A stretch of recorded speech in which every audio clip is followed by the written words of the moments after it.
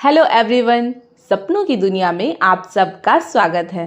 तो चलिए आज की एक बहुत ही मज़ेदार कहानी शुरू करते हैं जिसका नाम है ट्रेन छूट गई। तो चलिए शुरू करते हैं। आज सुबह से ही घर का माहौल थोड़ा बदला हुआ था। कोई इधर जाता, कोई उधर जाता, और अगर किसी को कुछ ना सूझता तो वो मुझे समझाने बैठ जाता। बेटा, अच्छे से जाना, इधर उधर मत करना, सोती मत रह जाना, अपने सामान का ख्याल रखना। हाँ हाँ, मैं समझ गई। मुझे तो अब सारे क्वेश्चंस भी याद हो गए हैं।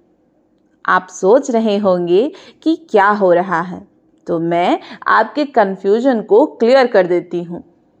बात यह है कि मैं दिल्ली जा रही हूँ, तो इसमें क्या बड़ी बात है? बड़ी बात है।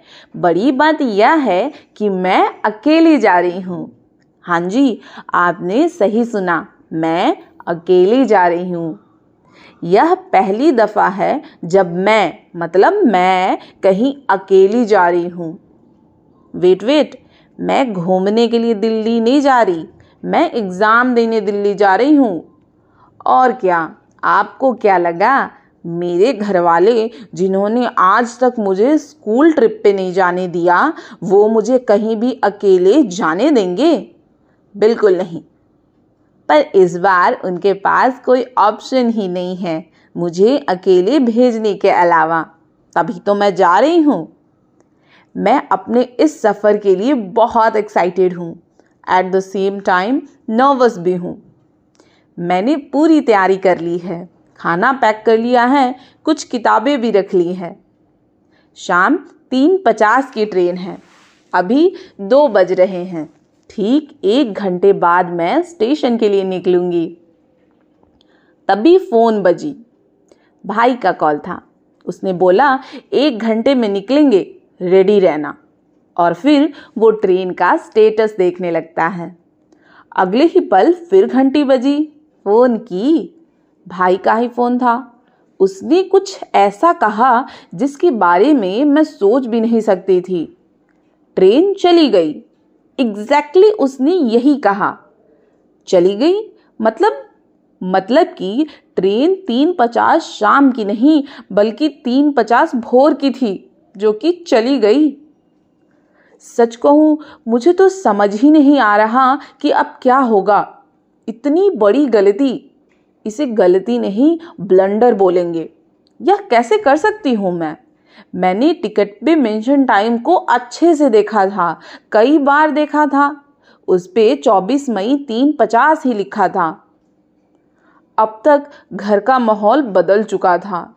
मेरे मुंह से तो शब्द ही नहीं निकल रहे थे। शब्द तो तभी निकलेंगे ना जब कुछ बचा हो बोलने को। मैंने कुछ छोड़ा भी कहाँ था बोलने को। अब हिदायतों की जगह बातें सुन रही थी मैं। थोड़ी ही देर में दोषारोपण होने लगता है।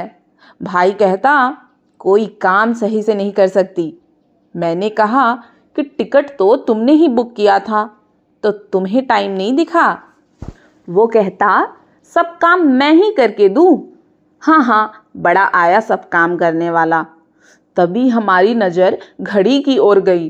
3 बज रहे थे। मुझे समझ नहीं आ रहा था कि क्या करूं, क्योंकि मेरे पास टाइम नहीं था। फिर हम ट्रेन देखने लगते हैं आज की, पर कहीं अवेलेबल नहीं था। मेरे तो हाथ पांव ठंडे होने लगे। क्या होगा, मैं कैसे पहुंचूंगी दिल्ली? ये सब चल ही रहा था, तभी पता चला कि एक ट्रेन है, पर रात 8 बजे की। बिना समय गंवाए हमने टिकट देखना शुरू किया, पर एक भी टिकट अवेलेबल नहीं था। ये तो होना ही था। सेम डे ट्रेन के लिए सेम डे टिकट बुक करना और भगवान को खोजना, दोनों ही काम एक जैसे हैं? असंभव, क्योंकि पूरे तो एक भी नहीं होने हैं। फिर जैसे तैसे हमने टिकट अरेंज किया। टिकट देखने के बाद ही मैंने चैन की सांस ली। उस पल ऐसा लग रहा था जैसे हमने कितनी बड़ी जंग जीत ली है। ठीक उसी पल मुझे ये ख्याल आता है कि आज मेरी ट्रेन छूट गई। ट्रेन तो बहुतों के छूटे होंगे, पर जो मेरे साथ हुआ वह शायद ही किसी के साथ हुआ होगा।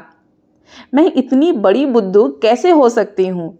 मैंने कैसे नहीं देखा टाइम? मैंने कैसे रियलाइज़ नहीं किया रेलवे के अकॉर्डिंग 12 बजे के बाद 1 नहीं बजता है बल्कि 13 बजता है और 13 बजे के बाद 14 बजता है।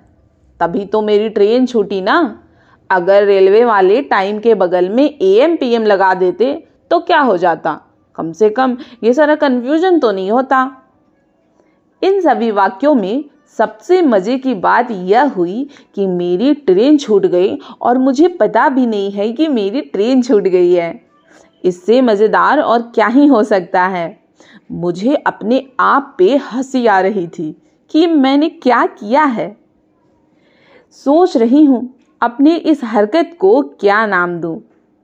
कहाँ मैंने कितना प्लान किया था कि मेरा पहला सफ़र बहुत ही एक्साइटेड होगा।